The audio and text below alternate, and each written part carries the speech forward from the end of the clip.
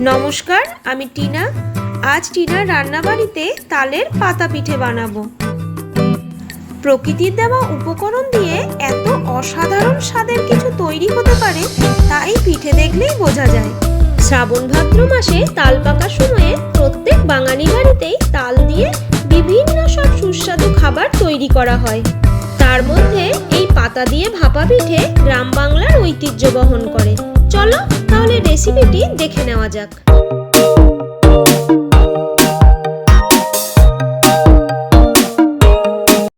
আমাদের ছোটবেলায় আমরা যখন গ্রামের বাড়ি বা মামার বাড়ি যেতাম, বাড়ির উঠানে মা ঠাকুমাদের ব্যস্ততায় তৈরি হওয়া তালের বিভিন্ন সব সুস্বাদু পদ সবার মুখে হাসি ফোটাতো। এখনো আমার বাবার বাড়িতে শ্রাবণ ভাদ্র মাসে যেন তালের উৎসব চলে। মানে 2-3 দিন ছাড়া ছাড়াই ঠাকুমা বিভিন্ন সব তালের খাবার তৈরি করে। আমি যখনই তালের কিছু বানাই ঠাকুমাকে ফোন করে বলে দিই, ঠাকুমা তাল ঘষে মাড়ি আমায় পাঠিয়ে দেয়। এতে আমার খুব সুবিধাই হয়। দেখো, ঠাকুমার তাল ঘষা একদম কমপ্লিট হয়ে গেছে। একটা তাল থেকে এই পরিমাণ মাড়ি বেরিয়েছে।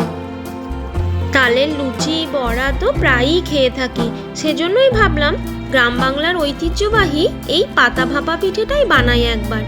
এখানে যে সমস্ত উপকরণগুলো আমার লাগবে সেগুলো একদম রেডি করে নিয়েছি। এখানে আমি 1 টিফিন কৌটো তালের মাড়ি নিয়ে এসেছিলাম বাড়ি থেকে, আর এই মাড়িটা অল্প একটু চিনি দিয়ে গরম করে দিয়েছে ঠাকুমা। এখান থেকে আমি বড় চামচের 3 চামচ তালের মাড়ি নিয়ে নিচ্ছি। এখন এখানে 2 চা চামচ চিনি দিয়ে দিলাম। তালের মাড়িটা খুব অল্প চিনি দিয়ে গরম করা আছে, আর এই ভাপা পিঠেটা একটু মিষ্টি মিষ্টিই ভালো লাগে। আর দিয়ে দিচ্ছি 1 পিঞ্চ লবণ। এই লবণটা দিলাম স্বাদের ব্যালেন্সের জন্য। এবার এই চিনি আর নুনটাকে তালের মাড়ির সাথে খুব ভালোভাবে মিশিয়ে নিতে হবে। এখন এর মধ্যে 3 চামচ চালের গুঁড়ো দিয়ে দেবো। এখানে আমি গোবিন্দভোগ চালের গুঁড়ো দিয়েছি, তোমরা যে কোনো নর্মাল চালের গুঁড়ো দিতে পারো। এখন এই তালের মাড়ি আর চালের গুঁড়ো খুব ভালোভাবে মিশিয়ে নিতে হবে। মাড়িটাকে বেশ কিছুক্ষণ ধরে চামচ দিয়ে ফেটিয়ে নিয়েছি। এবার আমি পিঠের জন্য পুরটা রেডি করে নেব। এবার গ্যাসে কড়াই বসিয়ে নিলাম। কড়াইটা একটু গরম হয়ে গেলে এখানে মেজারিং কাপের 1 কাপ দুধ দিয়ে দেবো। গ্যাসের ফ্লেমটাকে লো করে দুধটা একটু গরম হতে থাক, ততক্ষণে আমি কাঁঠাল পাতাটা তুলে নিয়ে আসি। আমাদের বাড়ির মধ্যে ছোট্ট একটা বাগান আছে, সেখানে আমার শাশুড়ি মায়ের লাগানো কাঁঠাল গাছ, আম গাছ, নিম গাছ, পেয়ারা গাছ, এরকম বিভিন্ন ধরনের গাছ আছে। সেই কাঁঠাল গাছ থেকেই আমি কয়েকটা কাঁঠাল পাতা তুলে নিচ্ছি। কাঁঠাল পাতাগুলো একটু বড় বড় হলে ভালো হয়, তাহলে ভাঁজটা খুব ভালো হবে। এখানে আমি বেশ কয়েকটা কাঁঠাল পাতা তুলে নিলাম। এবার ভালোভাবে ধুয়ে নিচ্ছি যেন কোনো আঠা না থাকে। তোমরা কাঁঠাল পাতা না পেলে একটু মোটা ধরনের যে কোনো পাতা দিয়েই এই ভাপা পিঠেটা বানাতে পারো। দুধটা গরম হয়ে গেছে। এখানে আমি 100 গ্রাম মোয়া নিয়েছি। এই মোয়া থেকে অর্ধেকটা দুধের মধ্যে দিয়ে দিচ্ছি। মোয়াটা একটু ভেঙে দিচ্ছি যাতে দুধের মধ্যে সহজেই মিলিয়ে যায়। এখন এর মধ্যে 3 চামচ চিনি দিয়ে দিলাম। যে কোনো পিঠের পুরই একটু মিষ্টি মিষ্টি ভালো লাগে, তাই না? এখন এই চিনিটা আর মোয়াটা খুব ভালোভাবে দুধের মধ্যে মিশিয়ে নিচ্ছি। এবার বাকি যে মোয়াটা ছিল সেটাও দুধের মধ্যে দিয়ে দিলাম। প্রথমে ভেবেছিলাম এতটা করব না, তবে পরে ভাবলাম আমার বেটুও এই পুরটা শুধু মুখে খেতে খুব ভালোবাসে, সেজন্য করেই রেখে দিচ্ছি। এখন এর মধ্যে আরও 2 চামচ চিনি দিয়ে দিলাম। যেহেতু পরে আরও একটু মোয়া যোগ করলাম, সেজন্য চিনিটাও আর একটু দিয়ে দিলাম। এবার খুব ভালোভাবে এর সাথে মিশিয়ে নিচ্ছি। গ্যাসের ফ্লেমটা আমি এখন মিডিয়ামেই রেখেছি। পুরটা হতে থাক, ততক্ষণে আমি কাঁঠাল পাতার ডাঁটগুলো একটু কাঁচিতে করে কেটে নিচ্ছি। দেখো, এইভাবে পাতাসহ একটু ডাঁটটা কেটে নিতে হবে। একইভাবেই প্রত্যেকটা পাতার ডাঁটগুলোই আমি কেটে নিচ্ছি। সব পাতার ডাঁটগুলোই কেটে রেডি হয়ে গেছে। এদিকে পুরটাও অনেকটা শক্ত হয়ে এসছে। এবার গ্যাসের ফ্লেমটাকে আমি অফ করে নেব। এখন একটা কাঁঠাল পাতা নিয়ে তার উপরে একটু সাদা তেল হাতে করে দিয়ে দিলাম।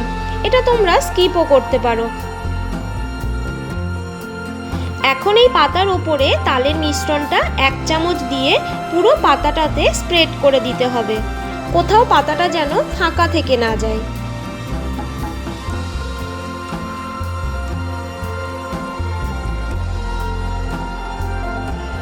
দেখো, ঠিক এইভাবে পুরো পাতাটা ভর্তি করে দিতে হবে। দেখো পাতাটা পুরো ভর্তি হয়ে গেছে, কোথাও আর ফাঁকা নেই। এবার এই পুর থেকে 1 চামচ মতো এই পাতাটার মাঝখানে দিয়ে দিলাম। এবার এই পাতাটাকে ঠিক এইভাবে মুড়ে নেব। আশা করি তোমরা দেখেই বুঝতে পারছো এই পিঠে করা খুব সহজ একটি পদ্ধতি, তবে যত্ন একটু বেশিই লাগে। একটা পিঠে আমি পাতার সোজা দিকে করেছি, এবার এই পিঠেটা আমি পাতার উল্টো দিকে করে দেখাবো। একইভাবে একটু তেল ব্রাশ করে নিলাম। এবার ওই তালের মিশ্রণটা এখানে 1 চামচ দিয়ে গোটা পাতাটাকে আমি কভার করে দেব। তাল থেকে পাল্প বের করা তারপর পিঠে বানানো একটু কষ্টসাধ্য কাজ, আবার সময়ও একটু বেশিই লাগে। এই সময় আর কষ্টের কারণেই এখন আমাদের দেশে এই তালের ভাপা পিঠে প্রায় বিলুপ্তির পথে বলতে পারো। আগেকার দিনে ঠাকুমা দিদারা আছেন বলেই এখনো এই ঐতিহ্য টিকে আছে। তাল থেকে এই পিঠে বানানো যতই কষ্টসাধ্য হোক না কেন, প্রতি কামড়ে যে তৃপ্তি, তা সমস্ত পরিশ্রমকে কিন্তু সার্থক করে তোলে। এখানে তোমরা পিঠের পুরটা কম বেশি করতেই পারো। এক এক করে প্রত্যেকটা পিঠেই আমার গড়া হয়ে গেছে। এবার গ্যাস জ্বালিয়ে একটা কড়াই বসিয়ে দিলাম, তাতে প্রায় 500 ml মতো জল দিয়ে দিলাম। ঢাকনা দিয়ে জলটা কিছুক্ষণ গরম হয়ে যাক। জলটা ফুটে গেছে। এখন এইরকম একটা ফুটো থালা নিয়ে নিয়েছি। এখন এই থালাটা কড়াইয়ের ওপর বসিয়ে দিলাম। এবার এই পিঠেগুলো প্রত্যেকটা এক এক করে থালার ওপর বসিয়ে দেবো। প্রত্যেকটা পিঠেই বসানো হয়ে গেছে, কি সুন্দর লাগছে দেখো দেখতে। এবার ঢাকনা দিয়ে 10 মিনিটের জন্য লো ফ্লেমে রেখে দিলাম। 10 মিনিট পর ঢাকনাটা খুললাম। ঢাকনাটা খুলে প্রত্যেকটা পিঠেই একবার করে উল্টে দিলাম। প্রত্যেকটা পিঠে উল্টানো হয়ে গেলে ঢাকনা দিয়ে আবারও 10 মিনিটের জন্য রেখে দেব। 10 মিনিট পর গ্যাসের ফ্লেমটাকে অফ করে দিয়েছি। পিঠেটা খুব ভালোভাবে ভাপানো হয়ে গেছে। কিভাবে বুঝবে? এইভাবে পাতাটা ওঠালেই নিজের থেকেই উঠে আসবে। এবার প্রত্যেকটা পিঠে আমি থালা থেকে অন্য একটা পাত্রে নিয়ে নিচ্ছি।